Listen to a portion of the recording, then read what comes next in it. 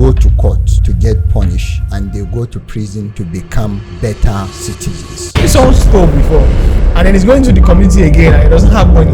He's going there to steal again. There is no any law in Nigeria that even stop prisoners from right to vote any candidate in any democratic election. They can even own property. One of these challenges that prisoners face is overcrowding. Yeah. So imagine where we have a lot of offenders actually, and the place that they are pushing them into is one small cubicle. So basically, only two rights are taken away: right to freedom of movement and right to freedom of liberty.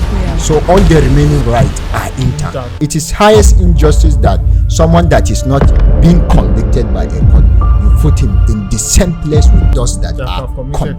Because Norway's prison actually find out at some people's house. Don't worry, praise us. Praise us. I'm from there. It's one of those places that you could go for like vacation. Instead of building more prisons, let us also build more schools, build more industries.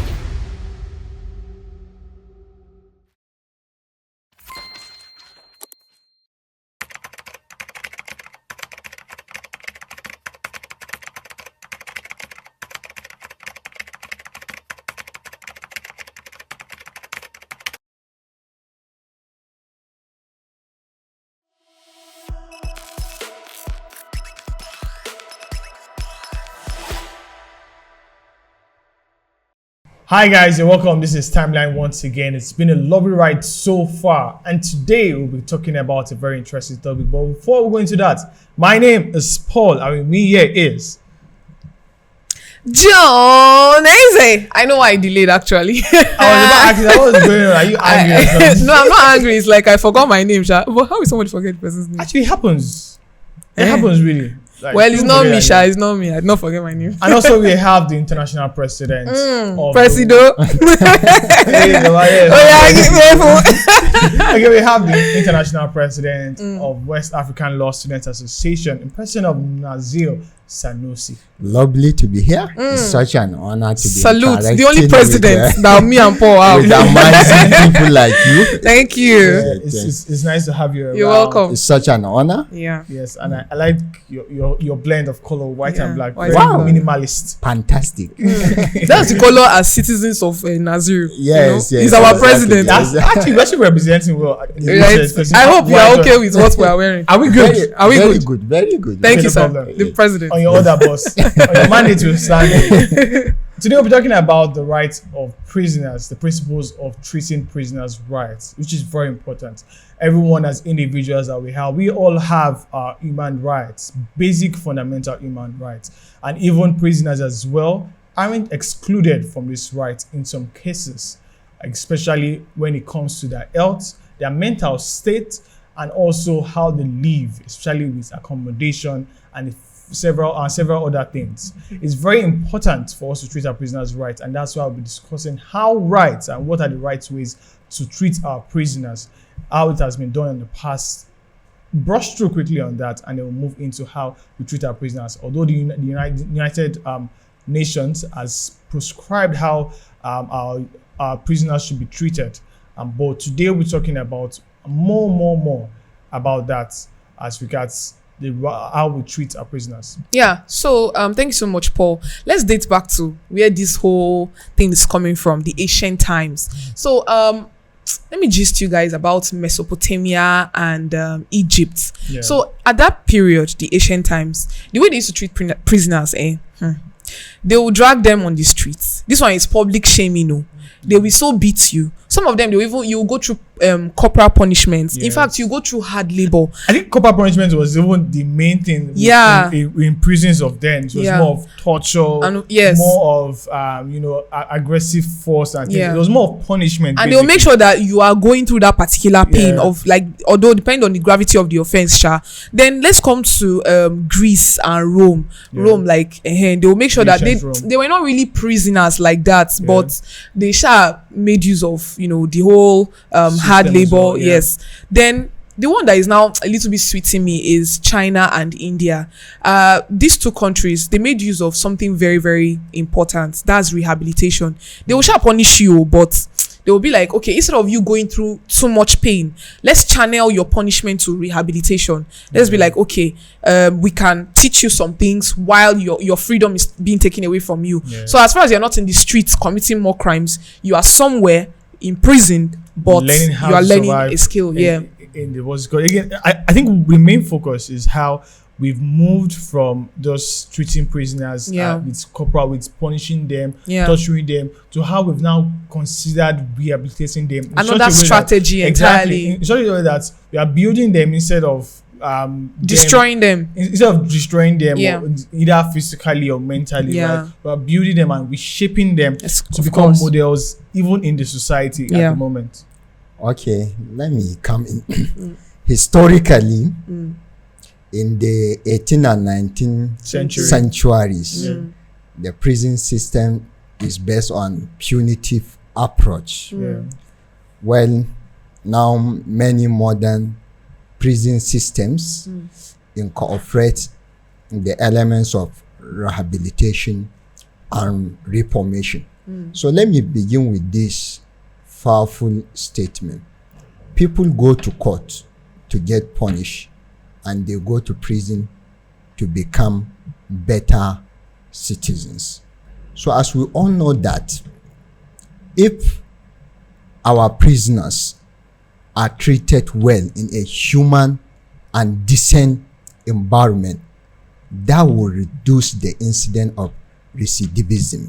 You know that we have 3 countries in the world that has the best prison system. That is Norway, Sweden, and Denmark. Exactly. So if we can copy this, I think we will reduce the incidence of recidivism in Nigeria. Okay, so this is just like you making someone not to commit the crime again, like to be a reoffender of like a particular crime that he committed. Exactly, and I think the major and the what's it called, the modern approach now to how we treat prisoners is more of rehabilitation, like we've all said. It's more of educating them, because sometimes exactly giving them the right information that they need to survive in the environment. And like I said earlier on, the main focus is actually reshaping these individuals. Because for example, now if someone steals, the only reason why someone should steal is because this person doesn't have enough to feed the family, to feed himself. It's because of hunger, basically.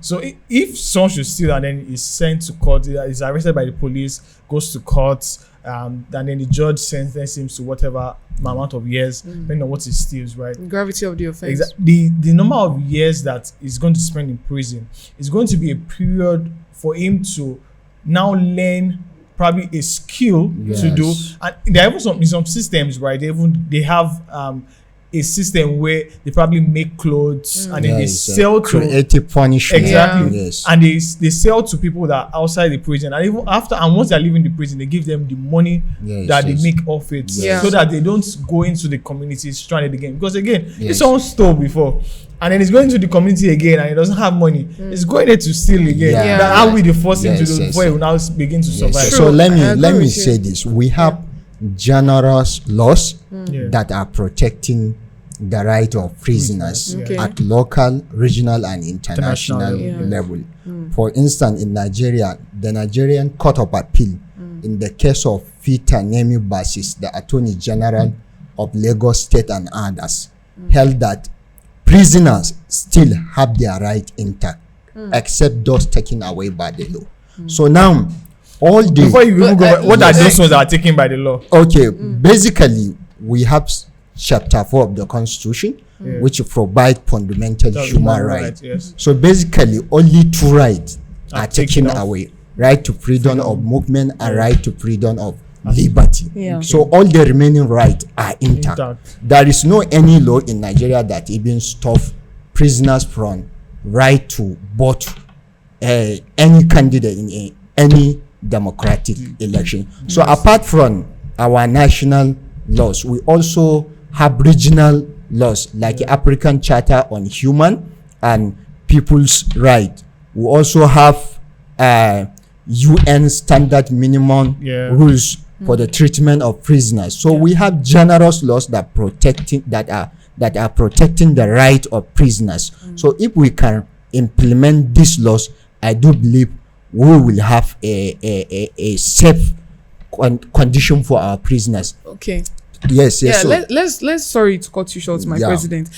Let's don't take it too far. Yeah. Let's come back a bit. Yeah. So let's talk about the challenges now that prison. that prisoners face. You Yeah. know, especially when they've committed, I almost said committed sin, Yeah. but anyways, who would have committed crimes. Yeah. So I think one of these challenges that prisoners face is overcrowding. yeah. So imagine where we have a lot of offenders actually, Yeah. and the place that they are pushing them into is one small cubicle. Yeah. I like the fact that you come things personal padlock. Yeah. Now one small tent like that, and Yeah. you see a lot of people inside. Yeah. And of course, most of these people, they don't go through health check or anything. So anybody can carry any kind of communicable disease. yes. And you see somebody that is innocent and washed with the precious blood of I don't know. But Exactly. anyways, now go into that place and get contacted. So it's just like you are serving punishment for something and you are getting contacted with something else.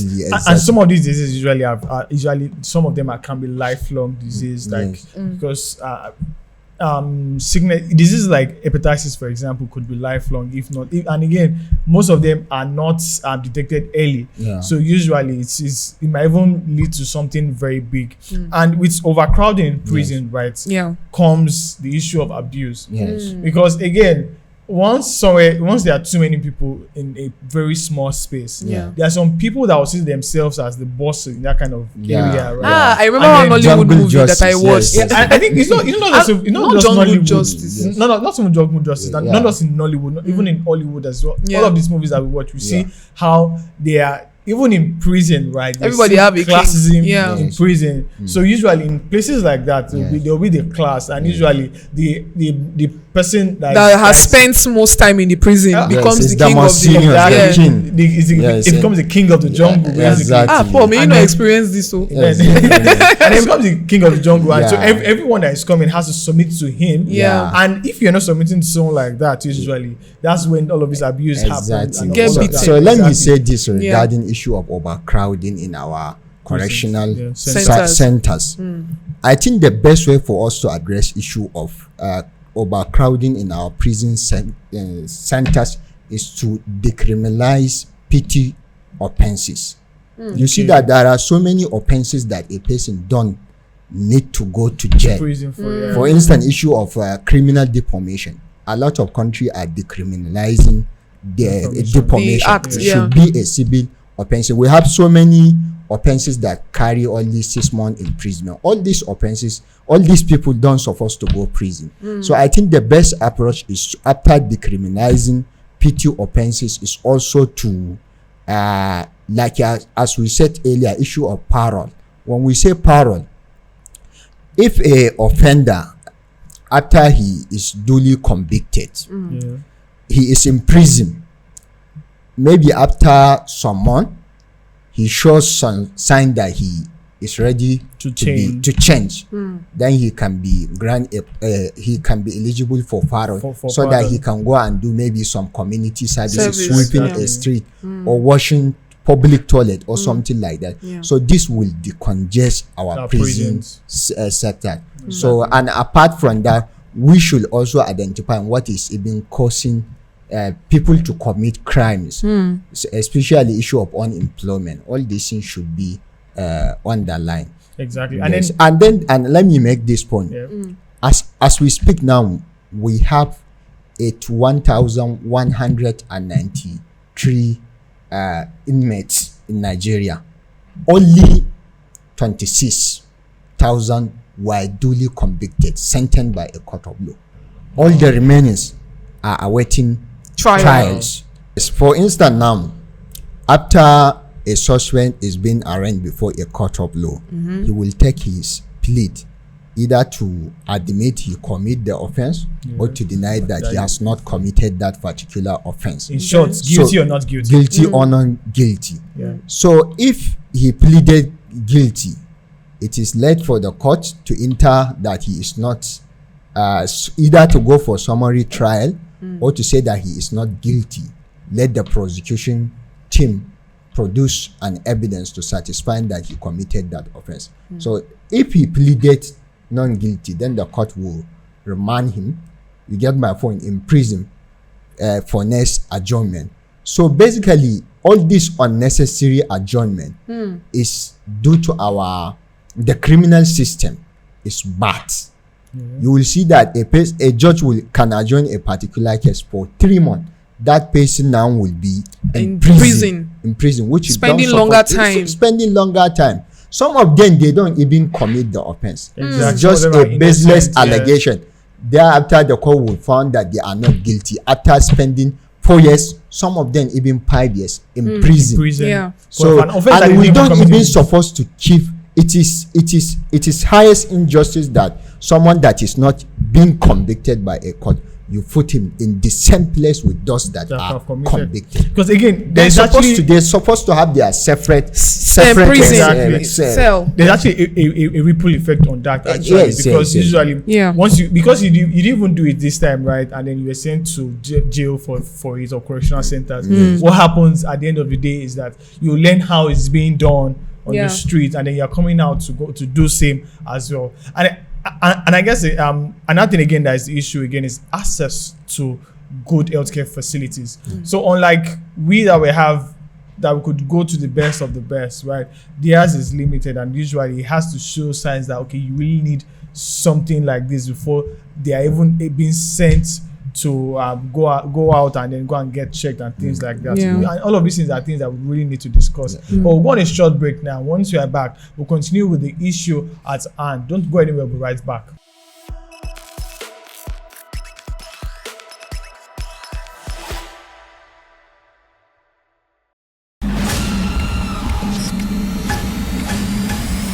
Hey everyone, let's face it, our world today experiences numerous challenges. And guess what? Our community isn't off the hook either. Most of the world issues are either not talked about enough or never talked about at all. But here on Timeline, we've got you covered. We dive deep into issues that affect us every day, leaving behind footprints of wisdom, knowledge, and solutions. Think of it like a roadmap that keeps you on the track for success. So buckle up, because in this new season of Timeline, we're taking another trip through the past, the present, and navigate into a more promising future. Again, we're talking solutions, people. And let's make one thing clear. This is not your average blah, blah, blah convo. This is real talk with a side of inspiration and a sprinkle of wow. I never thought about it like that. I'm your host on this impactful ride. Together, we'll tackle the tough stuff, laugh a little, and find ourselves on the path to positive change. So what are you waiting for? Season 2 of Timeline will be loaded. Let's get started. Hop in and let's drive straight into the heart of issues shaping our world. Let's go. Oh, one more thing. Hit that subscribe button and let's take this ride together.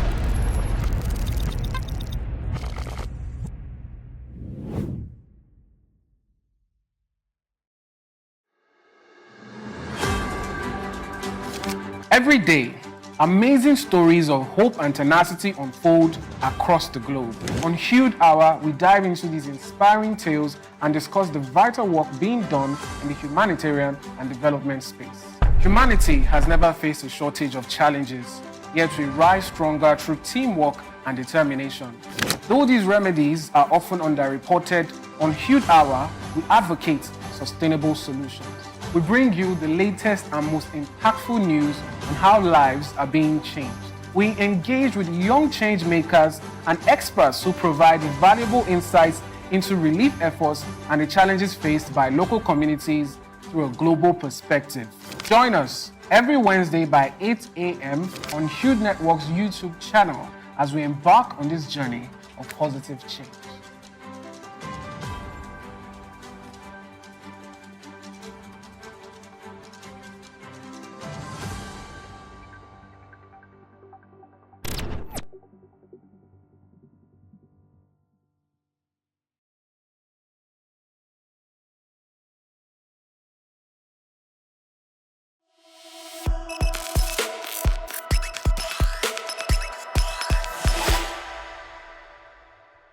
Hi guys, and welcome back. This is the Timeline. Today we're talking about the principles of treating prisoners and ensuring that prisoners' rights are being maintained, because it's very important. Everyone is important, every individual matters. Every life matters. Yeah. That's one of the things I believe, and so we should treat everyone equally.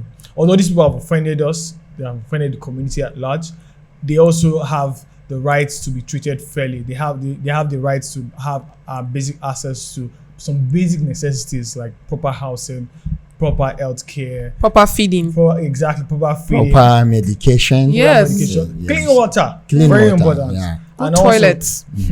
I was getting there. The most important part of everything that we do is how we dispose our waste, and so how they dispose theirs as well. Yeah. Is one thing that we should also take into consideration. Yeah. So now let's move on that. Again, there are already some countries around the world that are actually trying their best to maintain standards, Yeah. and are being the benchmark for other countries, and everyone wants to try to live up, like meaning that they are following the United States standard for treating prisoners. That is also called the Mandela's Rule, by Yes. the way. It's one of such is Norway.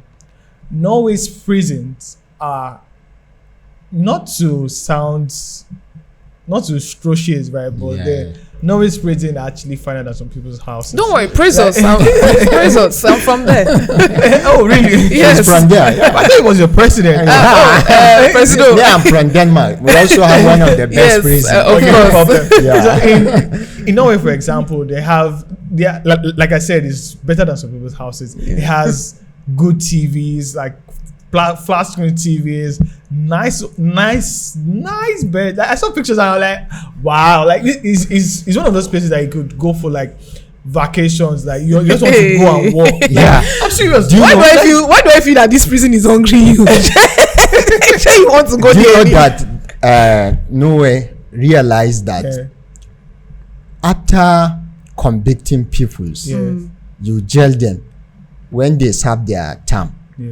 and you reintegrate, you bring back into the society, they will still commit that offense or Same even offense more again. serious Offense, offense. yeah. So then they begin to focus on rehabilitation and reformation. So that Exactly. is why they are treating Their their prisoners. prisoners. So now Norway is the The lowest in lowest when it Yeah, comes to 20% issue of recidivism. Yes. Yeah. Most of their prisoners, after serving their term, they will become even Better better person. neighbors. Exactly. Yeah. I think that's actually the goal of, Yes, of that is sending anyone to the prison. that Actually, is Yeah. the goal. the point is so that you don't Yes. come out again and become And problem. commit that Yeah. offense. But, Exactly. but take example here in Nigeria, 99% of those that go to prison, they will even become more notorious. They will Than how- become exactly. even more Like they harmful. want to come back outside and show us premium shaggy. Exactly. Another country I think that is doing well, that I've been to a lot of countries in this, Wow. in this Wow. world. Yeah, it's not by I'd my love to see your power. passport. Why is your car? I would love to see your passport. Must you see it? Must there be I want evidence? to know that. Just Okay, believe. this is the visa of We Denmark, this is the visa of- listen. We don't ask. Actually, I judge.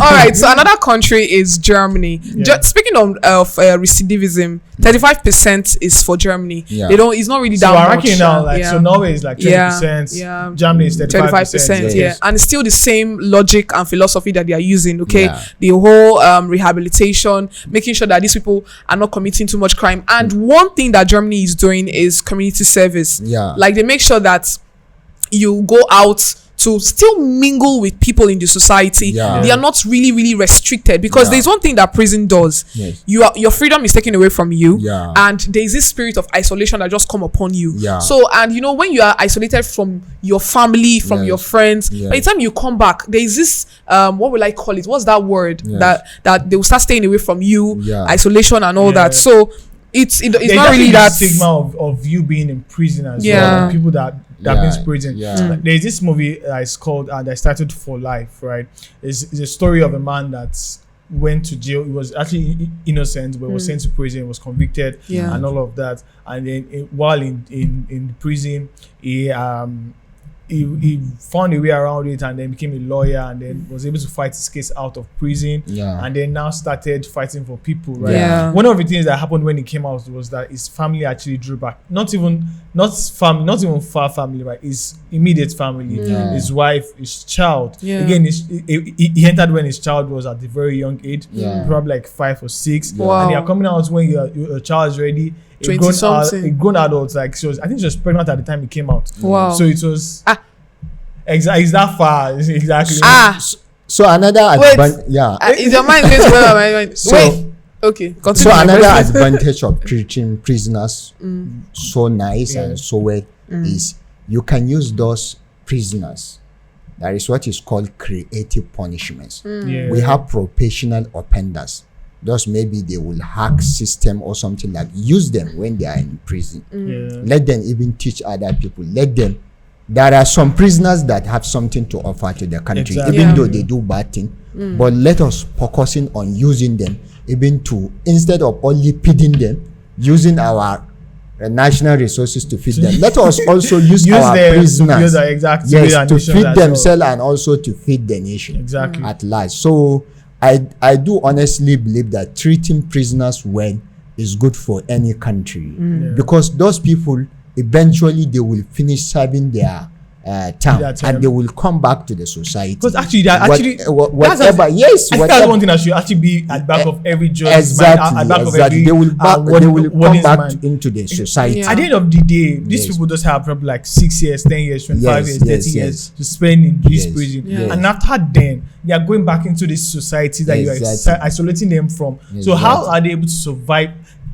Being out of the society for 30 years Yes. is a very long time. Very long A time. lot of things happen within 2 years, not Yeah. talk of 30 years. Yes, right? even 1 year is not easy for Exactly. someone to be behind bar. And I think I should actually quickly mention the efforts of the USA as well Yeah. in ensuring that their prisons are applicable for prisoners as well. Yeah. Are presently in North Dakota and also in Oregon, right? They're Yes, trying yes. to rehabilitate their prison, Yes. trying to restructure it in such a way that Yes. it is more homely for prisoners. Yes. And in these places, right, they have a lower rate of recidivism, Yes. unlike the US in general that has about 76.6%, which is Yes. very high Yes.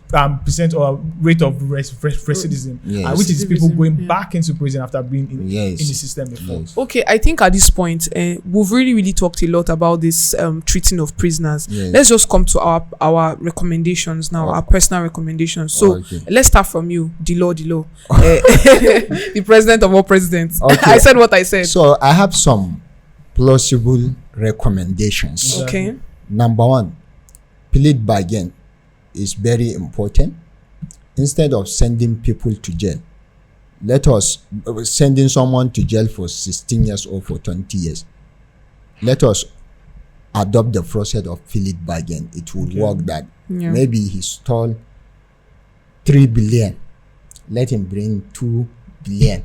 And then he go to goes jail home with for one. 3 years or something like that. And then he still has 1 billion to his name. Exactly. That Apart works. from pleading bargain, Yeah, we must decriminalize petty offenses. exactly. There are all these offenses that carry 6 months, that carry 1 year, 2 years. Yeah. You don't need to go and send somebody to prison. Let Exactly. him embark on community service Yeah. or something else. I think it would be even more disgraceful for him sweeping, community. public Yeah. toilet or picking trash from the floor. yes, things like that. exactly. He will feel more offendeful than keeping him in one place. Just to paint more picture, right? I'd love to, if you could break down, like just mention some of these petty offenses that we're talking about, Yeah. Yes. so that we have more picture to what we're talking about. Yeah. For instance, offense of defamation. Yeah. If you look at our criminal code and penal code, most of these offenses carry 6 months. 6 months imprisonment. We have a lot of, like as I said, criminal defamation, like the issue of bribing a public officials. Yeah. Okay. Like the issue of apart from bribing public officials, you have a duty to report a felony offense. If someone now you see someone committing a felony offense, Yeah. you have a duty to report it, and failure to do that, the police can arrest you. You get my point? Like the issue of conspiracy, all this does not carry a serious punishment. So all this and other petty offenses Yes, can be yeah. decriminalized so that our prison will not be Congested. congested. Exactly. So this is one of the best recommendation. Let us also have, instead of building more prisons, let us also build more schools, build more industries. Exactly. So that, and also even you medias have a strategic and very important role. But that's why we're here. Yes, we have this investigative journalism. Yeah. They should also be exposing the condition of our prisoners. Exactly. My final recommendation on this is issue of legal awareness. Most of the people I know personally are experiencing that some of these prisoners, they don't know how to even go about obtaining bail. Exactly. Until someone, maybe some legal practitioners, volunteer to help them. So legal awareness is very important. And also finally, pro bono services. Most lawyers should help to be standing for these people, to bail them. Apart from bailing them, a non-governmental organization should also continue to be visiting prisons, donate something for them, and also bail those that has very low cases. So that is my recommendation. Thank you so much, my president. I stand where my president stands. Just to add, you could stand away and let's see what happens. But to add, no, even I'll be sent. It will be to Norway's, Okay, no problem. But anyways, just to add up, everybody's health is very important. So I feel, or I know that in as much as you are a prisoner, or someone is a prisoner, it doesn't make you less of yourself. So their health is paramount. They should be taken good care of. The police as well, right? They also have a role to play, right? Which is very important. Because again, they are the first contact with these offenders, society. And and I remember then in my school there was a police station like 2 blocks away or thereabouts, and then sometimes at night you hear very loud screams of people wailing. Like sometimes in this country, sometimes women wailing, sometimes men wailing, and that's not the right way to treat anybody. Like, wailing in the sense that they are being tortured. They are being tortured. Exactly. Of some of them of sin that they did not commit. Someone can just have money and go to the police station, give them 20,000, 50,000, that go and pick someone. They will come and start just like that. Yes, without hearing from them. This happens. Can we send police today? Actually, yes. Now everybody, nobody's above the law. That's what the law says. Exactly. So again, it's important for how we treat these people also matters. Because if we treat them wrong, they also come out and treat us badly as well. And also, we should try our justice system to be stronger. We keep clamoring for access to quality justice. Justice round the system. A better justice system is a better judicial system is what we all are crying for, actually, so that we are able to expedite the cases that don't need to stay so long. We try to speed them up. Cases that can be done quickly, we try to do them quickly so that these people don't spend long time in jail and things like that. All of these things are things that we all need to take into consideration. I think if we can do all of this, in fact, funny enough, right? All of these things are not so difficult. And again, we could also try our best to have good water as well. Good water is something that is very important. How would you? Water is very easy. It's very easy to try to carry any disease through what you drink, actually, because that's one thing that goes straight into the body. And I think even some prisoners, they are entitled even to receive their families. Yes. I like the idea of retributive justice for some prisoners. For instance, someone that kills somebody intentionally, he doesn't deserve all this kind of mercy. You get my point. But most of them, I stand with the fact that we should tamper justice. Yes, what I'm trying to say in essence, there are some cases. Most of the prisoners that commit all these petty offenses, they deserve even to receive their families, to have an audience with their family from time to time. So I think basically they have the right even to vote, because eventually they will come coming back into the system, into the society. To be led by those people.